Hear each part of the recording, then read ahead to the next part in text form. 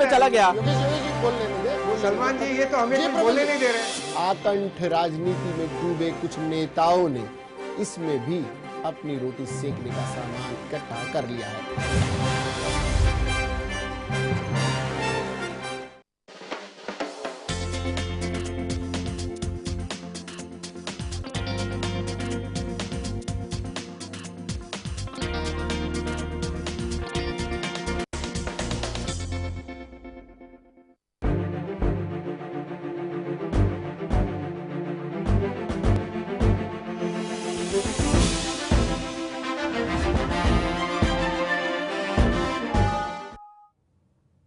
नमस्कार, आप देख रहे हैं लेमन न्यूज। मैं हूं आपके साथ राहुल गोयल। और क्या होगा आपका फैसला, सबसे बड़ा सवाल सभी के जहन में यही है कि अब की बार होगी किसकी सरकार, कौन करेगा सरकार पर राज, दिल्ली में किसका सजेगा दरबार। इसी पर होगी सबकी निगाहें और इसी पर है हमारा ये आज का खास बुलेटिन, जो पूरी तरह से डेडिकेटेड है चुनाव से जुड़ी खबरों को।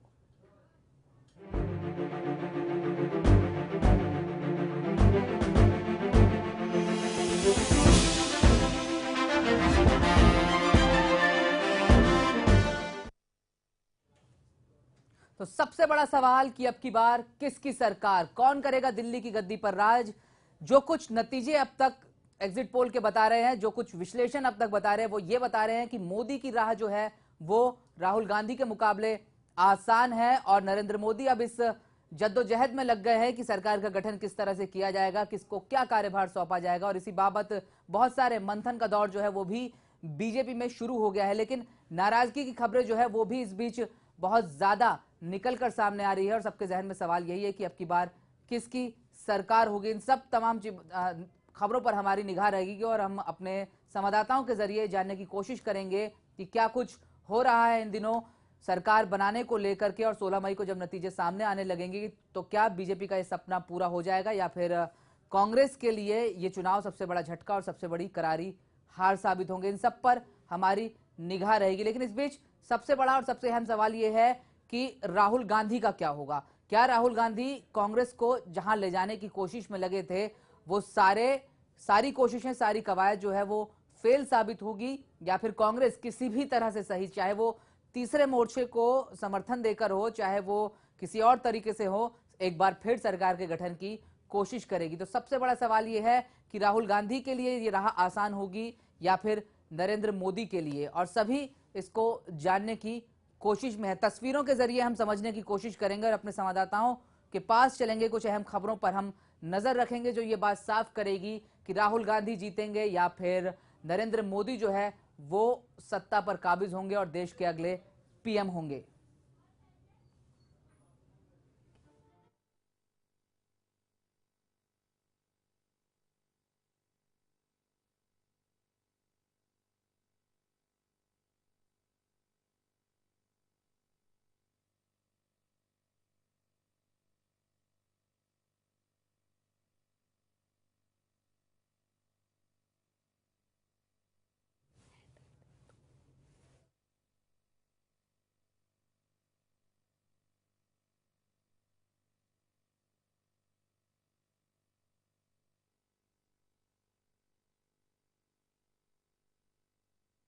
तो राहुल गांधी का भविष्य क्या होगा, राहुल गांधी क्या कांग्रेस की नैया इस बार पार लगा पाएंगे जब चुनावी नतीजे सामने आएंगे, इस पर सबकी निगाहें हैं।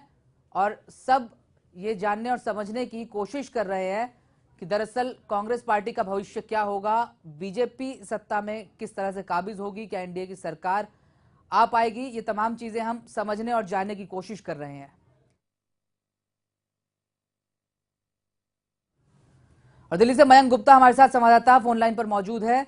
मयंक, दिल्ली में बेहद सरगर्मियां होंगी। हालांकि खबरें ये आ रही है कि चुनावी नतीजों के बेहद करीब आ जाने के बाद जितने दिल्ली में कांग्रेस के दफ्तर और अहम ठिकाने हैं वहां पर बहुत ज्यादा लोग बाग दिखाई नहीं दे रहे और माहौल बड़ा सन्नाटे भरा है। लेकिन वहीं बीजेपी तमाम कोशिशों और कवायद में लगी है। किस तरह की कोशिशें बीजेपी की तरफ से की जा रही है? गांधीनगर पहुंचे हैं दिल्ली में अक्सर रहने वाले बीजेपी के तमाम बड़े नेता, वो सब लोग किस तरह का मंथन कर रहे हैं और क्या कोशिशें जो हैं वो वहां पर जारी हैं? देखिए, हाँ, अभी फिलहाल आपने सही कहा। नितिन गडकरी हैं, राजनाथ सिंह हैं, अरुण जेटली हैं, ये तीनों लोग जो है नरेंद्र मोदी से मिलने के लिए गांधीनगर पहुंचे हैं। वहां इन्होंने मुलाकात भी की है नरेंद्र मोदी से। और मुझे जहां तक जो चीजें अभी नजर आ रही हैं उसके अकॉर्डिंग सबसे ज्यादा इस बात पर डिपेंड किया जा रहा है और सबसे ज्यादा इस बात पर डिस्कस किया जा रहा है कि पार्टी में वरिष्ठ नेता लालकृष्ण आडवाणी की भूमिका क्या रहे और क्या अभी नतीजे आने से पहले जिस तरीके से बीजू जनता दल बीजेडी और जयललिता की तरफ से जो संकेत मिले हैं, तो क्या इन दलों से कोई बातचीत अभी आगे बढ़ाई जाए या फिर अभी इसी हालत पर छोड़ दिया जाए, जब नतीजे आते हैं तो उसके अकॉर्डिंग जरूरत के हिसाब से बातचीत की जाए। तो इस बीच कुछ नाराजगी की खबरें भी बीजेपी के अंदर से आने शुरू हो गई है। जैसे ही ये चीजें साफ हुई कि बीजेपी सत्ता पर काबिज हो सकती है, कुछ बड़े नेता जो है वो एक तरह की नाराजगी का इजहार कर रहे हैं। क्या लगता है ये नाराजगी जो है वो क्या बीजेपी के लिए एक बार फिर नुकसानदायक साबित होगी? सुषमा स्वराज कुछ नाराज नजर आ रही हैं। आडवाणी की भूमिका क्या होगी, इसको लेकर भी पत्ते बीजेपी नहीं खोल रही है। तो क्या ये सब चीजें जो है ये बीजेपी के लिए आने वाले दिनों में इन पर फैसला करना सबसे बड़ा मुश्किल कदम जो है वो साबित होगा? बिल्कुल, देखिए इसमें कोई दो राय नहीं है कि 16 तारीख को जब नतीजे आएंगे, चाहे वो नतीजे में बीजेपी पूर्ण बहुमत से आ जाए सामने या फिर बीजेपी को बहुमत पूर्ण ना मिले, उसको सहयोगी दलों की जरूरत पड़े, दोनों सूरतों में 16 तारीख को काफी ज्यादा खिचड़ी पकेगी। बीजेपी के अंदर बहुत ज्यादा जो क्राइसिस हैं वो देखने को मिलेंगे, क्योंकि तमाम बड़े नेता जिनको उनको जिस तरीके से दरकिनार किया गया, मुरली मनोहर जोशी पहले ही आरएसएस में शिकायत दर्ज करा चुके हैं। सुषमा स्वराज के लिए भी खबर आई कि वो गुस्से में आकर भोपाल चली गई हैं। लालकृष्ण आडवाणी का हालात पहले की तरह बने हुए हैं और तो ऐसे में 16 तारीख जो है वो बीजेपी के लिए इतनी आसान भी नहीं होगी कि वो सरकार बना लेगी। लेकिन हाँ, आपने जिस तरीके से बात की कि इन खबरों के बाद, मनमुटाव की खबरों के बाद मतभेद से क्या बीजेपी को नुकसान होगा, तो मुझे नहीं लगता कि इनसे बीजेपी को कोई नुकसान होने वाला है, क्योंकि जिस तरीके से आडवाणी ने इस्तीफा दिया उसके बाद भी नरेंद्र मोदी को जो कद दिया गया था उसको और ज्यादा बढ़ाया गया। तो ऐसे में मुझे नहीं लगता कि अभी जब तक आरएसएस एकदम क्लियर कट, आरएसएस ने एकदम इस बात पर मोहर लगा रखी है कि नरेंद्र मोदी प्रधानमंत्री बनेंगे, साथ ही साथ और लोगों की क्या भूमिका होगी इस पर पहले से ही सब चीजें क्लियर हो चुकी हैं। तो ऐसे में मुझे नहीं लगता कि बीजेपी को इसका कोई बहुत बड़ा नुकसान होगा। हाँ, ये जरूर है कि इससे जो विपक्ष होगा, जो तमाम और पार्टियां हैं, उनको बीजेपी पर हमला करने का मौका मिल जाएगा। बिल्कुल, बहुत बहुत शुक्रिया मयंक इस तमाम जानकारी के लिए। थे मयंक गुप्ता जो बता रहे थे कि बीजेपी में मनमुटाव की खबरें जरूर आ रही है, लेकिन सबसे बड़ा सवाल यह है कि अब और सबसे बड़ी खबर जो आ रही है वो ये है कि दिल्ली में बैठने वाले तमाम बीजेपी के बड़े नेता गांधीनगर पहुंचे और वहां पर चर्चा हो रही है किसकी भूमिका क्या होगी, किस तरह से चुनाव के बाद अगर नतीजे उस तरह के रहते जिस तरह के एग्जिट पोल्स ने बताए थे तो फिर क्या रणनीति होगी, किस तरह से आगे बढ़ा जाएगा। इन तमाम मुद्दों पर चर्चा करने के लिए गांधीनगर पहुंचे। गांधीनगर में क्या हाल है वहां का सीधा हाल हम आपको दिखाएंगे, लेकिन यहाँ एक छोटे से ब्रेक के लिए रुकेंगे। ब्रेक के बाद सीधे आपको गांधीनगर लिए चलेंगे और बताएंगे कि बीजेपी वहां पर किस तरह का मंथन कर रही है।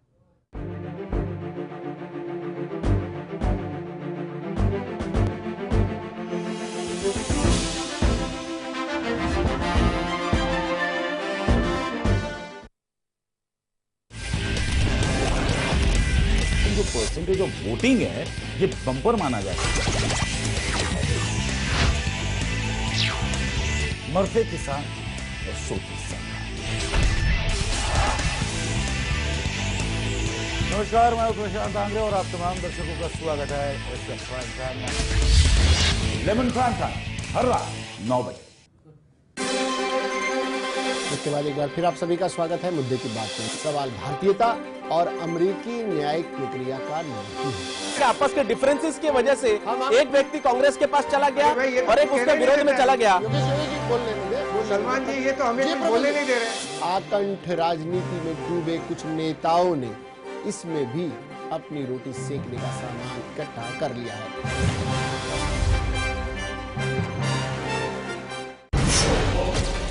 अंडरवर्ल्ड की नब्ज पहचानता हूं मैं और गैंग के राज जानता हूं मैं। कहां से चलती है कंपनी, कैसे किया मुंबई पुलिस ने कंपनी को खल्लास, कौन चला रहा है माफिया नेटवर्क, सबकी खबरें देता हूं मैं। इन 22 सालों में गैंग वॉर मैंने देखे, गली के गुंडों को डॉन बनते मैंने देखा। लेमन न्यूज के क्राइम टीम रखेगी अपराध जगत पर पैनी नजर।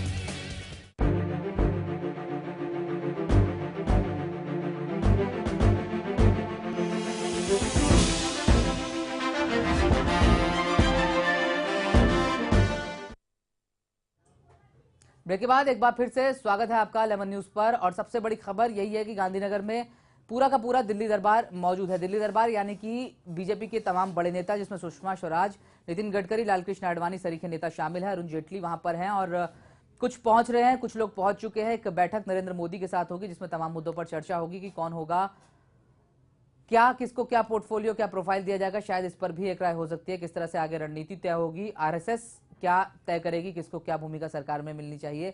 इन सभी चीजों पर सबकी निगाहें बनी हुई है। हम लगातार जानने और समझने की कोशिश करेंगे कि क्यों और कैसे इस रणनीति को अंजाम दिया जा रहा है। और एक सवाल और कि गुजरात में अगला सीएम कौन होगा अगर नरेंद्र मोदी दिल्ली की सत्ता पर पहुंचते हैं और दिल्ली की गद्दी पर बैठने में कामयाब होते हैं। सबसे आगे जो नाम निकल कर आ रहा है वो है आनंदीबेन पटेल का। क्या आनंदीबेन पटेल जो है वो गुजरात की अगली सीएम होंगी? नरेंद्र मोदी की बेहद करीबी मानी जाती है। इन तमाम सवालों को जानने और समझने की कोशिश लगातार 16-17 तारीख तक होती रहेगी। और हमारे साथ संवाददाता हमारे साथ फोन लाइन पर जुड़ रहे हैं।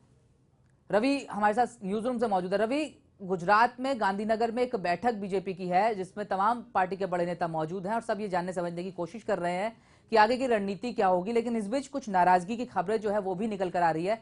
सुषमा स्वराज कुछ नाराज बताई जा रही है। लालकृष्ण आडवाणी को क्या मिलेगा नई सरकार में, इस पर तमाम नेता चुप्पी साधे हुए हैं। क्या इन सबके बीच पार्टी कुछ अहम फैसले कर पाएगी आज की बैठक में? जी देखिए, बात की जाए यदि मौजूदा समय में बीजेपी की रणनीति की यदि बात की जाए तो चुनाव से पहले ही तमाम तरह के एग्जिट पोल निकलकर सामने आए जिसके अंदर एनडीए को बहुमत की यहाँ पर बात की गई। एनडीए के इस स्थिति के कारण नरेंद्र मोदी प्रधानमंत्री बन सकते हैं, इस तरह की बात तो एग्जिट पोल में निकलकर जरूर सामने आ चुकी है। और इसी को लेकर बीजेपी ने चुनाव के नतीजों से ठीक पहले अपनी रणनीति बना दी, यहाँ पर तय कर दी है। इस वक्त बैठक चल रही है, बीजेपी के तमाम शीर्ष के जो नेता है नरेंद्र मोदी की अगुवाई में इस वक्त यहाँ पर मौजूद है। बैठक यहाँ पर जारी है। लेकिन यदि बात की जाए इस बैठक की रणनीति की तो दो अहम मुद्दे निकलकर सामने आते हैं। एक सबसे पहला मुद्दा यह है कि सुषमा स्वराज जो नाराज चल रही है नतीजों से पहले ही, और यदि एनडीए की सरकार बनती है तो उनमें किसी तरह की उनकी कोई भूमिका मिलेगी कि नहीं, कोई मंत्री पद मिलेगा या नहीं, इस बात को लेकर वे खासी नाराज यहां पर नजर आ रही है। दूसरी बार यदि देखें तो यदि बात की जाए बीजेपी में अटल बिहारी वाजपेयी की बात यदि देखें तो लालकृष्ण आडवाणी जी का नंबर आता है। उनको कहीं ना कहीं दरकिनार न कर दिया जाए, उनकी क्या सम्मानित भूमिका रहती है, इसको लेकर वे परेशान से यहां पर नजर आ रहे हैं। तो आडवाणी की भूमिका क्या होगी और साथ साथ में सुषमा स्वराज की स्थिति क्या होगी, इसको लेकर पार्टी के दोनों ही जो बड़े नेता है वह खासा इस वक्त चिंतित यहां पर नजर आ रहे हैं। इसी को लेकर रणनीति बनाई जा रही है। जिस तरह से अनुमान भी लगा दिए हैं कि आने वाले समय में जो एक आवश्यकता होती है मंत्रिमंडल की, उससे कम जो चेहरे हैं उनको मंत्रिमंडल दिया जाएगा, लाल बत्ती उन्हें दी जाएगी। लेकिन अब यदि बात की जाए इन दोनों नेताओं का क्या होगा, क्योंकि यदि सुषमा स्वराज की बात की जाए तो कहीं ना कहीं शैडो प्रधानमंत्री के रूप से उनकी भूमिका रही है, विपक्ष में नेता भी रही है 15वीं लोकसभा की। और वही दूसरी तरफ देखें लालकृष्ण आडवाणी की तो समय समय पर बीजेपी के नैया पार में लगाए हैं। तो अब ऐसे में देखने वाली बात होगी कि दोनों ही जो बड़े चेहरे हैं उनको लेकर बीजेपी किस तरह का यहाँ पर निर्णय लेती है। हालांकि 17 मई को संसदीय बोर्ड की बैठक भी है। रवि, आप हमारे साथ बने रहे। हमारे साथ फोन लाइन पर प्रतीक पांड्या भी गांधीनगर से जुड़ रहे हैं। प्रतीक, इस बैठक के कब तक होने के आसार है और क्या कुछ निकलकर सामने इस बैठक में आ सकता है? बेहद महत्वपूर्ण मानी जा रही है बैठक। कौन कौन नेता पहुंचे हैं और सबकी जो निगाहें हैं वो किन मुद्दों पर होगी? बिल्कुल, एक महत्वपूर्ण बैठक अभी गांधीनगर में नरेंद्र मोदी के घर पर बीजेपी के वरिष्ठ नेता राजनाथ सिंह, नितिन गडकरी और अरुण जेटली के साथ चल रही है। करीबन आधा घंटा हो चुका है और अभी भी बैठक जारी है। और जहां तक बात की आपने महत्वपूर्ण इस बैठक की चर्चा की तो पार्टी के जो वरिष्ठ नेता है लालकृष्ण आडवाणी हो, चाहे मुरली मनोहर जोशी हो, इनकी क्या आने वाले सरकार में फर्ज हो सकती है या फिर अगली सरकार में किस तरह की पूरी स्ट्रेटजी हो सकती है, इस बारे में चर्चा होने की संभावना है। साथ साथ आने वाले दिनों में पार्टी के प्रेसिडेंट के बारे में भी कई सारे प्रयास लगाया जा रहा है। बताया जा रहा है कि राजनाथ सिंह की जगह कोई और ले सकता है। तो इस बारे में इन तमाम पहलुओं पे अभी नरेंद्र मोदी के घर पर बैठक जारी है। चलिए प्रतीक, आप नजर बनाए रखें इस बैठक पर और अपडेट्स के लिए हम लगातार आपके पास आते रहेंगे। रविशंकर शर्मा, आप हमारे साथ बने रहे। लेकिन यहाँ वक्त एक छोटे से ब्रेक का है। ब्रेक के बाद बात करेंगे कि क्या कांग्रेस के हाथ लगने वाली है सबसे बड़ी निराशा और मनमोहन सिंह को सोनिया गांधी जो डिनर दे रही है, क्या वो उनका फेयरवेल डिनर है और उनकी विदाई की तैयारियां जो है वो कांग्रेस में भी हो चुकी हैं। एक छोटे से ब्रेक के लिए रुकेंगे।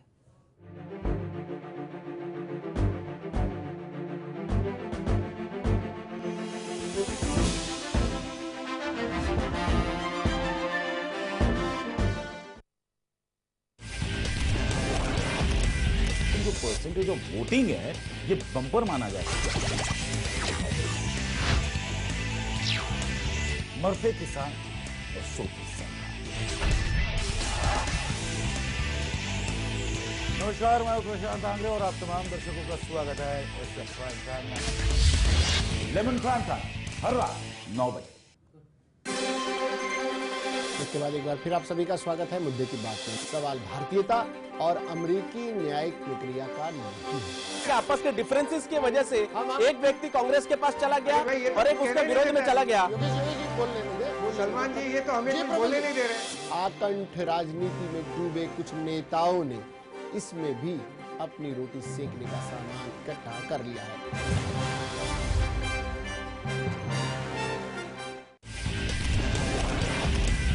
जो परसेंटेज ऑफ वोटिंग है ये बम्पर माना जाए। मरते किसान और सोती सरकार। नमस्कार, मैं प्रशांत आंग्रे और आप तमाम दर्शकों का स्वागत है SF प्राइम टाइम में। लेमन प्राइम टाइम हर रात 9 बजे। अंडरवर्ल्ड की नब्ज पहचानता हूं मैं, हर गैंग के राज जानता हूं मैं। कहां से चलती है कंपनी, कैसे किया मुंबई पुलिस ने कंपनी को खल्लास, कौन चला रहा है माफिया नेटवर्क, इन सबकी खबरें देता हूं मैं। इन 22 सालों में गैंगवार मैंने देखे, गली के गुंडों को डॉन बनते मैंने देखा। लेमन न्यूज के क्राइम टीम रखेगी अपराध जगत पर पैनी नजर।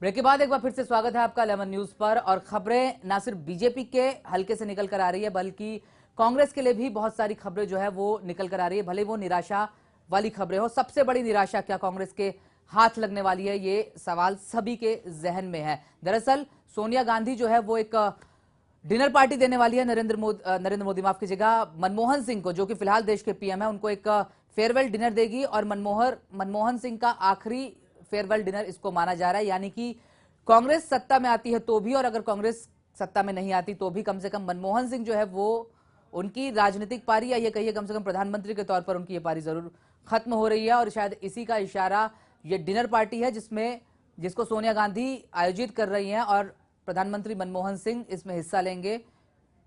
क्या कांग्रेस अब आत्मविश्लेषण के दौर में जाने की तैयारी कर रही है? अगर एग्जिट पोल साबित होता है और नतीजे लगभग वही निकल कर आते हैं जो अब तक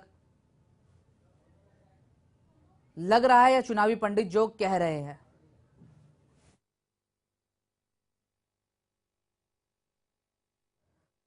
हमारे साथ लगातार न्यूज रूम से बने हुए रवि, एक तरफ जहां बीजेपी की बाछें खिली हुई है, उनके लिए अच्छी ही अच्छी खबर है, उनके तमाम नेताओं को लगता है कि अब उनके अच्छे दिन आने वाले हैं। वहीं कांग्रेस के दिन लदते दिखाई दे रहे हैं। कम से कम अब तक जो चुनावी पंडित या एग्जिट पोल के जो नतीजे हैं वो जो कहते हैं, अगर हम उसको लगभग ठीक माने या ये कहें कि वो कम से कम असली नतीजों के कुछ करीब होंगे, तो ऐसे में कांग्रेस के लिए बहुत मुश्किल भरा दौर शुरू होने वाला है और मनमोहन सिंह की राजनीतिक पारी का अंत होता भी यहां पर दिखाई दे रहा है। इसीलिए सोनिया गांधी एक डिनर पार्टी दे रही है जिसको फेयरवेल पार्टी भी कहा जा रहा है मनमोहन सिंह की। इससे जुड़ी क्या खबर है और किस तरह से कांग्रेस जो है वो अब क्राइसिस मैनेजमेंट की तैयारियों में लगी है?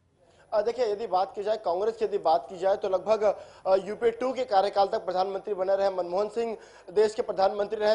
मौजूदा समय में अब यूपीए अध्यक्षा सोनिया गांधी की तरफ से फेयरवेल पार्टी भी दी जा रही है। इस तरह की बातें भी अब जिस तरह से राजनीतिक हलकियों में चर्चा में है कि बीजेपी एग्जिट पोल के बाद अपने आप को काफी इस तरह से मानो प्रेजेंट कर रही है कि आने वाले समय में सरकार उसकी हो सकती है। हो सकता है कि इस एग्जिट पोलों की बात की जाए तो आंकड़े सटीक हमेशा से नहीं नजर आए हैं, लेकिन इतना तो तय है राजनीतिक पंडितों की यदि बात की जाए, उनकी बात माने तो अच्छे दिन आने वाले हैं। इतना तो साफ तौर पे उन्होंने निश्चित तौर पर कहा है और शायद यही वजह है कि एग्जिट पोल में भी एनडीए का कमल खिलता हुआ नजर आ रहा है, एनडीए को बढ़त मिलती हुई यहां पर नजर आ रही है। अन्य सहयोगी पार्टियों के भी इसमें जो भागीदारी है वो निकलकर सामने आ रही है। लेकिन यदि बात की जाए कांग्रेस के खेमे की बात की जाए तो कांग्रेस के खेमे में यदि बात की जाए, जब 2004 में भाजपा की सत्ता के पश्चात जब कांग्रेस के हाथों में यह सरकार लगी, तो उसके पश्चात तमाम अनेकों बड़े बड़े वादे निकलकर सामने आए थे। यहां तक कि इस बार के लोकसभा के जब प्रचार हो रहे थे तो उसके अंदर भी घोषणा पत्र जारी किया गया था और इस तरह से लगभग हर कांग्रेस के नेता के मुख पर था कि सरकार मोदी की नहीं होगी। इवन आज भी कहते हुए नजर आते हैं, लेकिन शायद चलिए रवि, बहुत बहुत शुक्रिया इस तमाम जानकारी के लिए। आप नजर बनाए रखें इन तमाम अपडेट्स पर, हम आपके पास आते रहेंगे। अब बात करते हैं उस बयान की जो सबसे बड़ा विवादित बयान अब तक साबित हुआ है। गिरिराज सिंह जो पहले भी विवाद देकर फंसे हैं, पार्टी के खुद निशाने पर रहे हैं, उन्होंने एक बार फिर बयान दिया है। गिरिराज सिंह ने कहा है, एक ऐसी बात की है जिसको आप कहना चाहें तो एक गंदी बात लगती है, क्योंकि उन्होंने कहा है कि आतंकी जितने भी है वो एक ही समुदाय से क्यों आते हैं, क्यों उसका संबंध एक ही खास वर्ग से रहता है। इस पर एक बार फिर विवाद छिड़ गया है। विरोधी अब निशाने पर ले रहे हैं गिरिराज सिंह और बीजेपी को, और वहीं गिरिराज सिंह से सफाई देते नहीं बन रहा, वहीं पार्टी इस बयान से एक बार फिर किनारा कर रही है।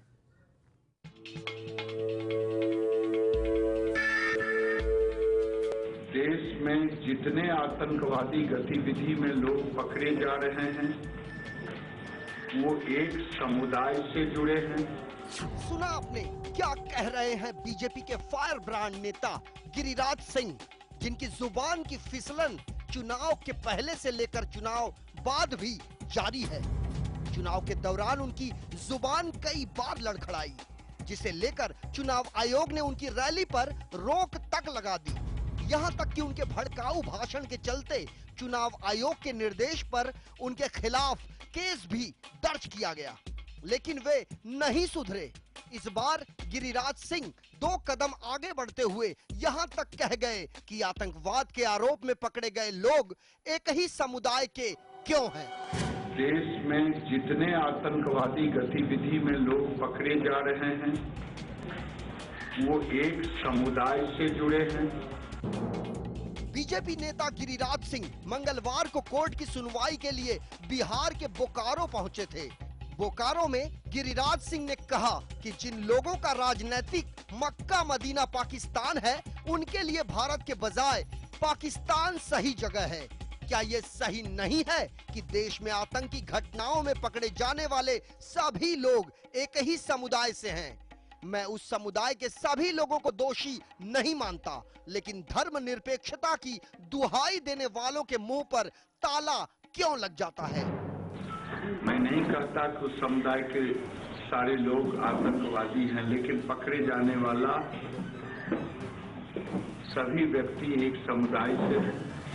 क्या धर्मनिरपेक्षता की दुहाई देने वाले लोग क्यों चुप हो जाते हैं? कुछ दिनों पहले झारखंड में चुनाव प्रचार के दौरान गिरिराज सिंह ने कहा था कि नरेंद्र मोदी का विरोध करने वालों को पाकिस्तान भेज दिया जाएगा। पाकिस्तान नरेंद्र मोदी को प्रधानमंत्री बनने में एक बहुत बड़ा हर्डल रोकने का काम कर रहा है, और भारत में कुछ लोग हैं जो नरेंद्र मोदी को रोकना चाहते हैं, जो लोग पाकिस्तान परस्त हैं, कुछ लोग आतंकवाद परस्त हैं, जिनका राजनीतिक मक्का मदीना पाकिस्तान है। ऐसे लोगों का स्थान भारत में पाकिस्तान होना चाहिए। उनके इस बयान का काफी विरोध हुआ था। इसके बाद पार्टी की ओर से भी उन्हें हिदायत दी गई कि इस तरह के विवादित बयान ना दें, लेकिन लगता है कि गिरिराज सिंह अपनी आदतों से बाज आने वाले नहीं हैं। गिरिराज सिंह ने एक बार फिर से विवादित बयान देकर पार्टी को मुश्किलों में डालने का काम किया है। विरोधी दल उनके